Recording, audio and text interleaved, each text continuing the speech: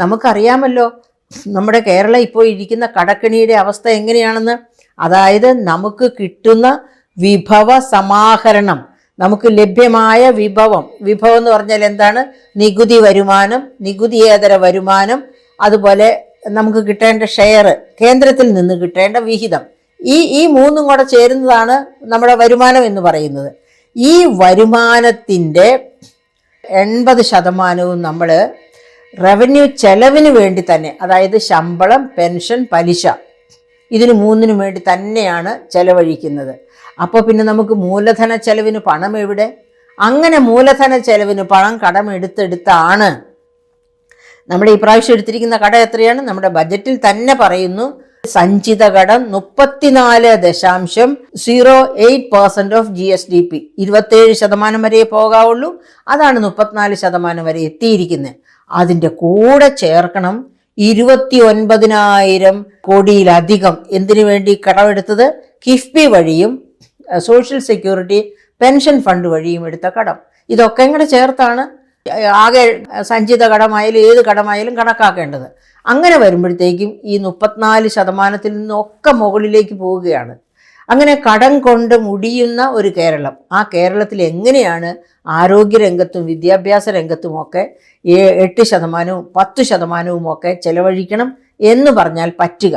അപ്പം നമ്മൾ കടം വാങ്ങുന്നതിന് പരിധി ഉള്ളത് പരിധിയായിട്ട് തന്നെ കണക്കാക്കുകയും കേന്ദ്രത്തോട് വഴക്കിന് പോകാതെ ആ പരിധി സൂക്ഷിക്കുകയും ചെയ്യണം. അതോടൊപ്പം തന്നെ വിഭവ സമാഹരണം ശക്തമാക്കണം. വിഭവ സമാഹരണം ശക്തമാക്കിയ കേരളത്തിന് ഒരു പ്രശ്നവും ഉണ്ടാവില്ല. ഇപ്പം ഉദാഹരണത്തിന് തന്നെ കണ്ടില്ലേ, കഴിഞ്ഞ ദിവസം എന്താ സംഭവിച്ചത്? ദോറേ ഡെൽ ഓറേ, അതായത് സ്വർണ്ണഗോപുരം എന്ന പേരിൽ കമേഴ്ഷ്യൽ ഇൻ്റലിജൻസ് ഒരു സ്വർണത്തിൻ്റെ പുറകെ പോയിട്ട് സ്വർണം വെട്ടിപ്പുകാരുടെ, നികുതി വെട്ടിപ്പുകാരുടെ പുറകെ പോയി. തൃശ്ശൂരിൽ നിന്ന് മാത്രം 104 കിലോ സ്വർണം ഒറ്റ ദിവസം കൊണ്ട് പിടിച്ചെടുത്തു, രേഖകളില്ലാത്തത്. ഒരു നികുതി വെട്ടിച്ചതിൻ്റെ രേഖകളൊക്കെ കണ്ടുപിടിച്ചു കഴിയുമ്പോൾ എത്ര ആയിരം കോടിയായിരിക്കും ആ ഒറ്റ ദിവസത്തെ പരിണിത ഫലമായിട്ട് സർക്കാർ ഖജനാവിലേക്ക് എത്തുക. അത് തൃശ്ശൂർ മാത്രം ചുരുക്കാതെ അതുപോലെയുള്ള അന്വേഷണം മറ്റെല്ലാ പ്രധാനപ്പെട്ട സ്വർണ്ണ വിപണന കേന്ദ്രങ്ങളിലേക്കും വ്യാപിപ്പിക്കുക. സ്വർണ്ണ വിപണനത്തിൽ മാത്രമല്ല, എല്ലാ തരം വിപണനങ്ങളിലും, അതായത് GSTയിൽ ഒരു വലിയ വെട്ടിപ്പ് തന്നെ കേരളത്തിൽ നടന്നുകൊണ്ടിരിക്കുകയാണ്.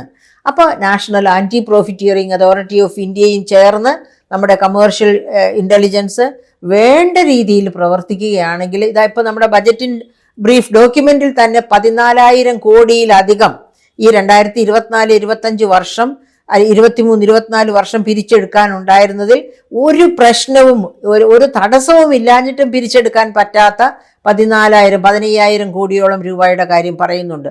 അതൊക്കെ ഈസി ആയിട്ട് ഇങ്ങനെയുള്ള ശക്തമായ നീക്കങ്ങൾ നടത്തിയാൽ, മുന്നറിവ് കൊടുത്തിട്ടല്ല. ഇപ്രാവശ്യം കമേഴ്ഷ്യൽ ഇൻ്റലിജൻസിൻ്റെ മിസ്റ്റർ എബ്രഹാം അതിൻ്റെ തലപ്പത്തിരിക്കുന്ന IRS ഓഫീസറെ പൂവിട്ട് പൂജിക്കണം. അത്ര രഹസ്യമായിട്ട് ആ ഒരു ഓപ്പറേഷൻ നടത്തി അതിൻ്റെ ഫലം ഖജനാവിലേക്ക് വരികയും ചെയ്യും. ഇതുപോലെ എല്ലാ മേഖലകളിലും ചെല്ലണം. നമ്മുടെ ക്വാറി മേഖല 1700 ഇല്ലീഗൽ ക്വാറീസ് ഉണ്ടെന്ന് 2012 നമ്മുടെ ഗാഡ്ഗിൽ പറഞ്ഞതാണ്.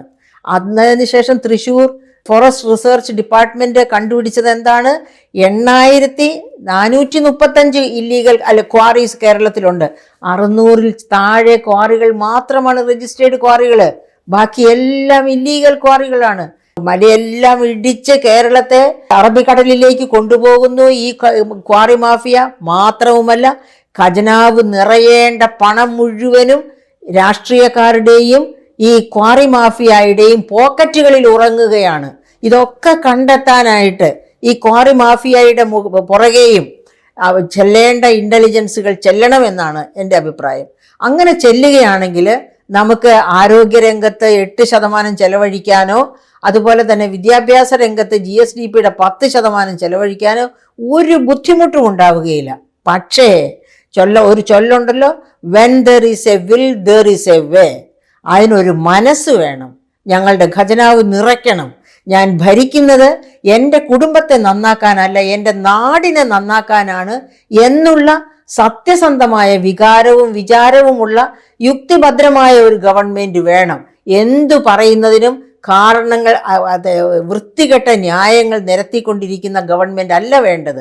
അപ്പോൾ എൻ്റെ പ്രിയപ്പെട്ട സുഹൃത്തുക്കളെ, ഞാൻ പറഞ്ഞു വന്നത്, നമ്മുടെ ആരോഗ്യവും വിദ്യാഭ്യാസവും സസ്റ്റൈനബിൾ ആക്കണമെങ്കിൽ ഈ മാർഗങ്ങൾ നാം സ്വീകരിക്കണം. ഇനി നമുക്ക് നമ്മുടെ വ്യവസായങ്ങളെ പിടിച്ചു നിർത്തണമെങ്കിൽ എന്താ ചെയ്യുന്നത്?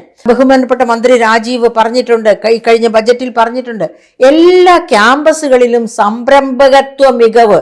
വലിയ കാര്യമാണ് അദ്ദേഹം പറഞ്ഞത്. കാരണം അദ്ദേഹത്തിന് അറിയാം, ഇവിടുത്തെ കുടുംബശ്രീ മൈക്രോ എന്റർപ്രൈസസ് ആണ് കേരളത്തെ ലോക വ്യവസായ അല്ലെങ്കിൽ ഇന്ത്യയുടെ വ്യവസായ ഭൂപടത്തിൽ കേരളത്തിന് ഒരു സ്ഥാനമുണ്ടോ അത് കുടുംബശ്രീ മൈക്രോ എന്റർപ്രൈസസ് കൊണ്ടുണ്ടായതാണ്. അങ്ങനെ കുടുംബശ്രീ വനിതകൾക്ക് മൈക്രോ എന്റർപ്രൈസസ് വഴി കേരളത്തെ ഇത്രയും ഉച്ച സ്ഥായിയിലേക്ക് എത്തിക്കാമെങ്കിൽ ക്യാമ്പസുകളിലെ ക്യാമ്പസുകളിൽ നിന്ന് ഇറങ്ങുന്ന എഞ്ചിനീയറിംഗ് വിദ്യാർത്ഥികളെ പറ്റി പറയാറുള്ളത് എംപ്ലോയബിൾ അല്ല. എന്തുകൊണ്ടാണ് എംപ്ലോയബിൾ അല്ലാത്തത്? അതായത് പ്രവർത്തന പരിചയവുമില്ല. അപ്പോൾ ഓരോ ക്യാമ്പസിലും പല തരത്തിലുള്ള സംരംഭങ്ങൾ തുടങ്ങട്ടെ. ആ സംരംഭങ്ങൾ തുടങ്ങുമ്പോൾ അവർക്ക് ഇന്റേൺഷിപ്പ് അവിടെ ചെയ്യാൻ പറ്റുന്നു. ആ ഇന്റേൺഷിപ്പ് ചെയ്തതുകൊണ്ട് അതേ വ്യവസായമേ ചെയ്യാവൂ എന്നില്ല. പക്ഷേ അതിൽ നിന്ന് ഏതാനും പേര് ടാറ്റയായിട്ടോ ബിർളയായിട്ടോ ഉയർത്തെഴുന്നേൽക്കും, കേരളത്തെ കൈപിടിച്ചുയർത്താനായിട്ട്. അങ്ങനെ ക്യാമ്പസുകളിൽ വരട്ടെ. ക്യാമ്പസുകളിൽ വരട്ടെ എന്ന് പറയുമ്പോൾ എൻ്റെ പ്രിയപ്പെട്ട സുഹൃത്തുക്കളെ, നിങ്ങൾക്കറിയാമോ, പേരാമ്പ്ര നമ്മുടെ സംസ്ഥാനത്തുള്ള ഒരു സ്ഥലമാണല്ലോ, കോഴിക്കോട് ജില്ലയിലെ പേരാമ്പ്രയിൽ സുഭിക്ഷ എന്നൊരു 7000 കുടുംബശ്രീകൾ ചേർന്നുള്ള ഒരു മൈക്രോ എന്റർപ്രൈസ് ഉണ്ട്. വലിയൊരു മൈക്രോ എന്റർപ്രൈസ്, ഒരുപാട് ഉൽപ്പന്നങ്ങൾ ഉൽപ്പാദിപ്പിക്കുന്നുണ്ട്. നിങ്ങൾ പോയി കാണുക. അവിടെ തെങ്ങിൽ നിന്ന് തന്നെ 41 ഉൽപ്പന്നങ്ങൾ ഉൽപ്പാദിപ്പിക്കുന്നു. അവസാനത്തെ ഉൽപ്പന്നമാണ് ചൂല്. ആദ്യത്തെ ഉൽപ്പന്നം ഏതാണെന്ന് അറിയണ്ടേ? Virgin coconut oil. അമേരിക്കൻ ഗവേഷകർ എന്താ കണ്ടുപിടിച്ചിരിക്കുന്നത്? വെർജിൻ കോക്കനട്ട് ഓയിൽ അൾഷൈമേഴ്സ് തടയും. ഡോക്ടർ ബാബു പോളിന്റെ കാര്യം ഞാൻ നേരത്തെ സൂചിപ്പിച്ചല്ലോ. അദ്ദേഹം സ്ഥിരം ഉപയോഗിക്കുമായിരുന്നു പ്രായമായതിനു ശേഷം. അതായത് ഒരു 60 വയസ്സ് മുതൽ ഉപയോഗിച്ചു കാണും. അൾഷിമേഴ്സ് വരാതിരിക്കാനായിട്ട് മരിക്കും വരെ എന്നും ഒരു സ്പൂണെങ്കിലും ഇത് ഉപയോഗിക്കുമായിരുന്നു. അദ്ദേഹത്തിന്റെ സുഹൃത്തുക്കളാണ് അമേരിക്കയിൽ നിന്ന് ഈ ന്യൂസ് അദ്ദേഹത്തിന് കൊടുക്കുന്നത്. അപ്പോൾ അൾഷിമേഴ്സ് തടയുന്ന വെർജിൻ കോക്കനട്ട് ഓയിൽ തീർന്നില്ല. Coconut oil, virgin coconut oil എന്ന് വെച്ചാൽ നമ്മുടെ പണ്ടത്തെ ഉരുക്ക് വെളിച്ചെണ്ണയാണ് കേട്ടോ. ഇപ്പോൾ അത് മെഷീനിൽ ഹാർഡ് പ്രസ്ഡ് ആയിട്ട് എടുക്കുമ്പോഴാണ് അത് വെർജിൻ കോക്കനട്ട് ഓയിൽ എന്ന പേരിൽ അറിയപ്പെടുന്നത്. അതിന് ഉള്ള ടെക്നോളജി വികസിപ്പിച്ചെടുത്തത് ഓസ്ട്രേലിയയാണ്. 30 ലക്ഷത്തിന്റെ മെഷീൻ കൊണ്ടുവന്നാണ് നമ്മുടെ ഈ സുഭിക്ഷയിൽ വെർജിൻ കോക്കനട്ട് ഓയിൽ ഉണ്ടാക്കുന്നത്. ഇതിന്റെ ഈ അഡ്വർടൈസ്മെന്റ് മാത്രം മതി ഇതിന് ലോക വിപണി മുഴുവൻ കിട്ടാൻ. അൾഷിമേഴ്സ് തടയുമെന്ന്. തീർന്നില്ല. വെളിച്ചെണ്ണയുടെ വേറൊരു ഗുണം, വായിലെ ക്യാൻസർ വരുത്താതെ സൂക്ഷിക്കും, വരുത്തുകയില്ല. സ്ഥിരം വെളിച്ചെണ്ണ കഴിക്കുന്നവർക്ക് വായിലെ ക്യാൻസർ ഉണ്ടാകും. ഇതൊക്കെ മറച്ചു വെച്ചുകൊണ്ടാണ് ഈ മറ്റ് എണ്ണകളൊക്കെ വെളിച്ചെണ്ണയെ താറടിച്ച് കാണിച്ചുകൊണ്ട് നമ്മളെ കൊണ്ട് വെളിച്ചെണ്ണ കഴിപ്പിക്കാതിരിക്കുന്നത്. പക്ഷെ എനിക്ക് അങ്ങനെ അബദ്ധം പറ്റാറില്ല കേട്ടോ സുഹൃത്തുക്കളെ. ഞാൻ എപ്പോഴും വെളിച്ചെണ്ണ തന്നെ കഴിക്കുന്ന കൂട്ടത്തിലാണ്. അപ്പോൾ എന്താ ഞാൻ പറഞ്ഞത്? വെളിച്ചെണ്ണ വായിലെ ക്യാൻസർ വരുത്തുകയില്ല. അൾഷിമേഴ്സ് തടഞ്ഞു നിൽക്കും വെർജിൻ കോക്കനട്ട് ഓയിൽ അഥവാ ഉരുക്ക് വെളിച്ചെണ്ണ. മാത്രമല്ല, നിങ്ങൾ മനസ്സിലാക്കുക, ഉരുക്ക് വെളിച്ചെണ്ണ നിങ്ങളുടെ കുട്ടിയുടെ ശിരസിൽ വെച്ച് കുളിപ്പിച്ചാൽ, അവളുടെ നാവിൽ ഇച്ചിച്ചു കൊടുത്താൽ അതീവ ബുദ്ധിയുള്ളവരായിട്ട് വളരും. ഇതൊക്കെ കേട്ടിട്ട് തോന്നുന്നില്ലേ കേരളം ഒരു വ്യവസായ സാമ്രാജ്യമായി മാറാനും വേണ്ടി തെങ്ങ് തന്നെ നമ്മളെ സഹായിക്കുമെന്ന്? അപ്പോൾ ആ കോക്കനട്ടിനെ മറക്കാതിരിക്കുക. ഇനി അതുപോലെ തന്നെ ജാക്ക് റവല്യൂഷൻ, പരിസ്ഥിതി പ്രവർത്തകർ, അദ്ദേഹത്തിൻ്റെ പേര് ഞാൻ മറന്നുപോയി, എഴുതിയ ഒരു ഗ്രന്ഥമാണ്. അദ്ദേഹം പറയുന്നത് നമുക്കറിയാമല്ലോ, ആരും പറഞ്ഞു തരണ്ടല്ലോ. ചക്കയിൽ നിന്ന് എന്തെല്ലാം ഉൽപ്പന്നങ്ങളാണ്. പോകട്ടെ സുഹൃത്തുക്കളെ, ചക്കയുടെ ഒരൊറ്റ ഉൽപ്പന്നത്തിന്റെ കാര്യം ഞാൻ പറയട്ടെ.